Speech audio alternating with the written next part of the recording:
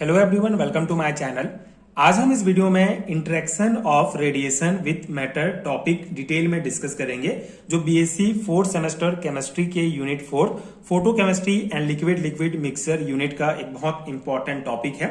इससे पहले वीडियो में फोटो केमिस्ट्री का बेसिक कॉन्सेप्ट हमने डिटेल में समझा है, फोटो केमिस्ट्री क्या है, इससे रिलेटेड जो इंपॉर्टेंट टर्म्स हैं।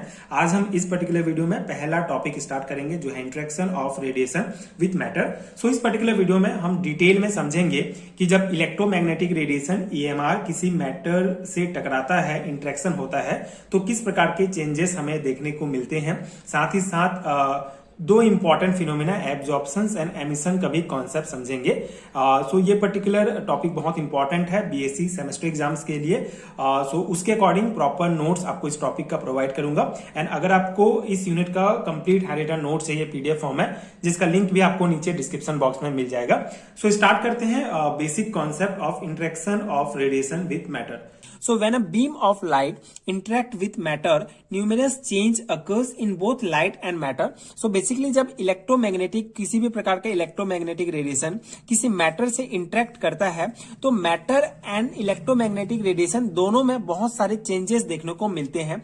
सो यहाँ पे इलेक्ट्रोमैग्नेटिक रेडिएशन क्या होता है? सो इलेक्ट्रोमैग्नेटिक रेडिएशन को अगर आप डिफाइन करना चाहें तो इसको आप जनरली समझ सकते हैं कि जो सूर्य से हमको जो प्रकाश प्राप्त होता है वो भी एक इलेक्ट्रोमैग्नेटिक रेडिएशन का फॉर्म होता है।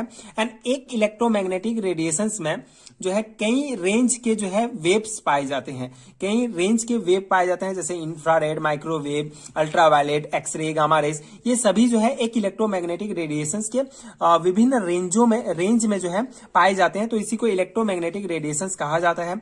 हमने पिछले वीडियो में डिटेल में डिस्कस किया है कि इलेक्ट्रोमैग्नेटिक रेडिएशंस क्या होता है, उसके दो important theory, wave theory and quantum theory क्या होता है, उसको मैंने डिटेल में डिस्कस किया है।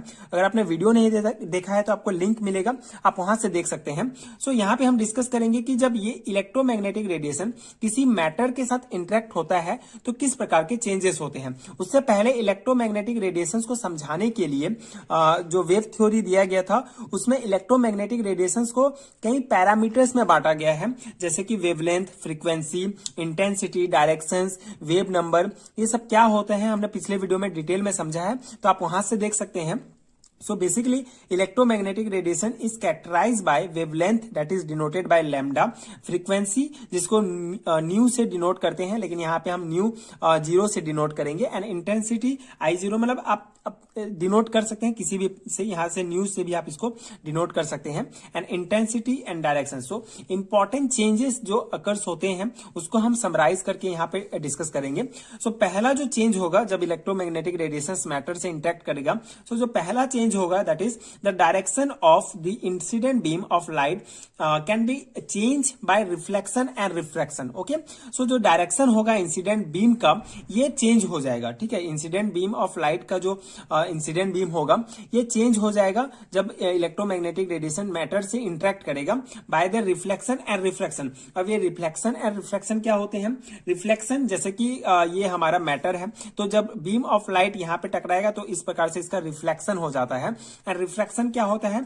जब रिफ्रैक्शन क्या होता है? जब इलेक्ट्रोमैग्नेटिक रेडिएशन इस प्रकार से जाएगा, जैसे अगर उसे किसी माध्यम से गुजारा जाता है तो उसमें जो है इस प्रकार से रिफ्रैक्शन हो जाता है। तो इस प्रकार से रिफ्लेक्शन एंड रिफ्लेक्शन के द्वारा जो है डायरेक्शन में चेंज हो जाएगा इलेक्ट्रोमैग्नेटिक रेडिएशंस का।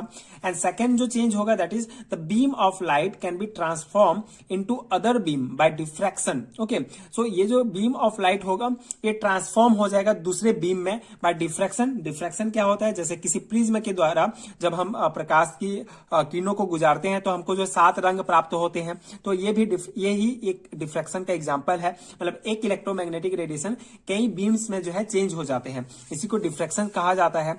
एंड डबल रिफ्रैक्शन के द्वारा भी ये होते हैं। एंड एक important phenomena that is scattering. Okay, so scattering क्या होता है? बेसिकली जब इलेक्ट्रोमैग्नेटिक रेडिएशंस को किसी जो है प्रिज्म से या किसी भी प्रकार के मैटर से गुजारा जाता है तो उसके कई बीम जो है अलग अलग डायरेक्शन में स्कैटर हो जाते हैं, एंड इसी को ही स्कैटरिंग कहा जाता है। ठीक है, इलेक्ट्रोमैग्नेटिक रेडिएशंस को जब मैटर से गुजारा जाता है तो वे कई डायरेक्शंस में जो है उसके कई डायरेक्शंस में स्कैटर हो जाते हैं लाइट्स, तो उसी को स्कैटरिंग कहा जाता है। अब स्कैटरिंग को जो है एक इंपॉर्टेंट फिनोमिना है, इसको जनरली पूछा जाता है, व्हाट इज स्कैटरिंग भी अगर पूछा जाता है तो आपको इसके दो फिनोमिना समझाने होंगे, that is Rayleigh scattering and Raman scattering. तो इसको हम समझते हैं कि रेले स्कैटरिंग एंड रमन स्कैटरिंग क्या होता है, दोनों में डिफरेंस क्या है। So if scattering occurs, the scattered light may exhibit the same frequency as incident light, and this type of scattering is referred to as Rayleigh scattering. So Rayleigh scattering क्या होता है बेसिकली, जब किसी भी matter से जब कोई electromagnetic radiation डाला जाता है एंड जब स्कैटर हो जाता है, ठीक है, जब उससे मैटर से बाहर निकलेगा एंड स्कैटर हो जाएगा, सो इसमें क्या होगा, जब हम सेम फ्रीक्वेंसी का इलेक्ट्रोमैग्नेटिक रेडिएशन यूज करेंगे एंड स्कैटर के बाद भी जो इलेक्ट्रोमैग्नेटिक रेडिएशन का जो फ्रीक्वेंसी होगा, ठीक है, ये सेम होगा, ठीक है, द स्कैटर लाइट में भी exhibit the same frequency as incident light, ठीक है, इंसिडेंट लाइट का जो फ्रीक्वेंसी होगा स्कैटर लाइट के फ्रीक्वेंसी से सेम होगा, तो इसको रेले स्कैटरिंग कहा जाता है, ठीक है, ये पॉइंट्स आपको ध्यान रखने हैं। एंड रमन स्कैटरिंग क्या होता है, इसका अपोजिट है, जब इंसिडेंट लाइट जो होगा, इंसिडेंट लाइट का जो फ्रीक्वेंसी होगा जब स्कैटर लाइट के फ्रीक्वेंसी से कम या ज्यादा होगा, ठीक है, तो उसको रमन स्कैटरिंग कहा जाता है। If the scatter beam exhibit either higher lower frequency, ठीक है, so it is called Raman scattering, ठीक है, या तो हायर या लोअर फ्रीक्वेंसी जो है ये एग्जिबिट करेगा इंसिडेंट बीम से। स्कैटर बीम जो होगा ये हायर या लोअर जो है फ्रीक्वेंसी एग्जिबिट करेगा जो हमारा इंसिडेंट होगा इंसिडेंट लाइट से, तो उसको रमन स्कैटरिंग कहा जाता है। तो ये बेसिक डिफरेंस है, बहुत इंपॉर्टेंट पॉइंट है, आपको ध्यान रखने हैं। एंड नाउ फिफ्थ पॉइंट है हमारा, if the incident beam is plane polarized, the plane of polarizations may be rotated by passing through the compound and it is measured by polarimeter.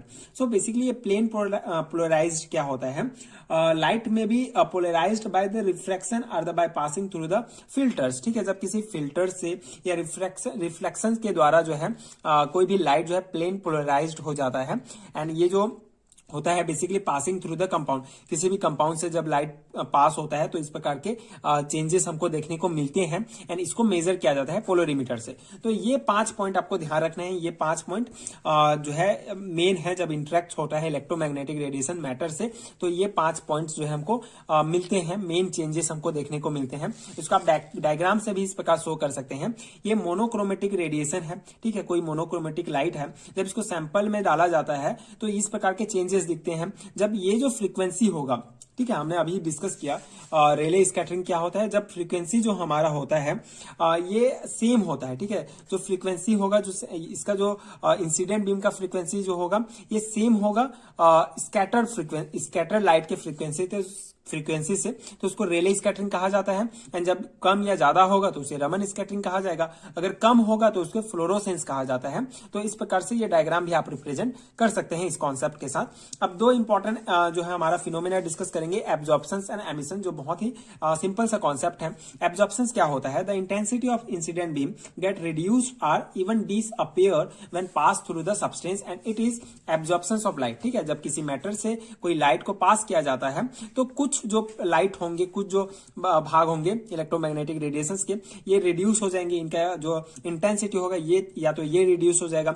या पूरा disappear भी हो जाएगा। तो ये क्यों होता है, क्योंकि ये मैटर जो होता है इलेक्ट्रोमैग्नेटिक रेडिएशंस को एब्जॉर्ब कर लेता है, तो इसी को एब्जॉर्प्शन कहा जाता है। And absorption occur only when the radiation supplying the right packet of energy impinges on the matters, okay, and this form the basis of molecular spectra and the absorption of radiation depends on the molecular structure of the compound, okay, so basically structure जो molecular structure होता है किसी भी compound के, उसके ऊपर depend करता है absorption, ठीक है, कि कितना जो भी मैटर होगा उसके molecular structure होगा, ठीक है, कंपाउंड का, तो वही उसी के ऊपर डिपेंड करता है कि कितना एब्जॉर्ब करना है, कितना एब्जॉर्ब नहीं करना है लाइट को। तो ये पॉइंट्स हैं, ये थ्योरी पोर्शंस है, जनरली कभी कभी 2 मार्क्स में पूछा जाता है व्हाट इज एब्जॉर्प्शन, तो आप ये लिख सकते हैं basic definitions.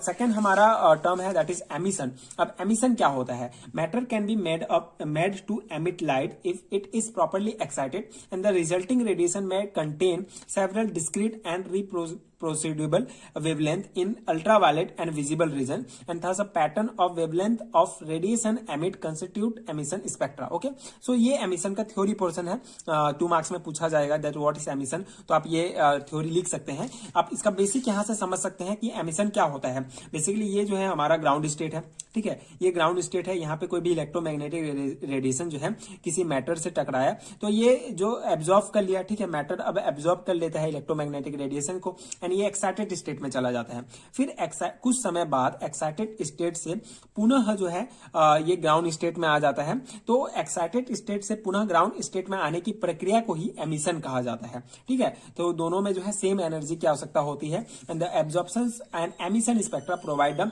Same information about the energy level of separation in the molecule and interaction of radiation with matter provide significant information for the determinations of molecular structure. Okay, so ये basic points हैं। I hope आपको समझ में आ गया होगा। emission क्या होता है कि बेसिकली जब एब्जॉर्ब होके एक्साइटेड स्टेट में चला जाता है उसके बाद एक्साइटेड स्टेट से पुनः जो है ग्राउंड स्टेट में आ जाएगा हमारा जो कंपाउंड होगा, तो उसी को ही जो है हमारा एमिशन कहा जाता है। तो ये दो इंपॉर्टेंट फिनोमिना थे, एब्जॉर्प्शंस एंड एमिशंस। बहुत ही सिंपल से कॉन्सेप्ट है। आई होप आपको समझ में आ गया होगा एंड आपके एग्जाम प्रिपरेशंस के लिए ये नोट्स हेल्पफुल हुए होंगे। अगर आपको इसका पीडीएफ चाहिए तो आपको नीचे डिस्क्रिप्शन बॉक्स में पीडीएफ स्टोर का लिंक मिलेगा, वहां से आप डायरेक्ट डाउनलोड कर सकते हैं। सेमेस्टर एग्जामिनेशन के लिए सारे हैंड रिटन नोट्स, आपको एमएससी एंड बीएससी लेवल के सारे नोट्स वहां पे आपको मिल जाएंगे। तो आप एक बार जरूर चेक कीजिए पीडीएफ स्टोर। एंड अगर वीडियो हेल्पफुल रहा होगा तो आगे की वीडियोस देखने के लिए प्लीज चैनल के साथ जुड़े रहिए। प्लीज सपोर्ट कीजिए, like share subscribe to my channel and thank you so much for watching.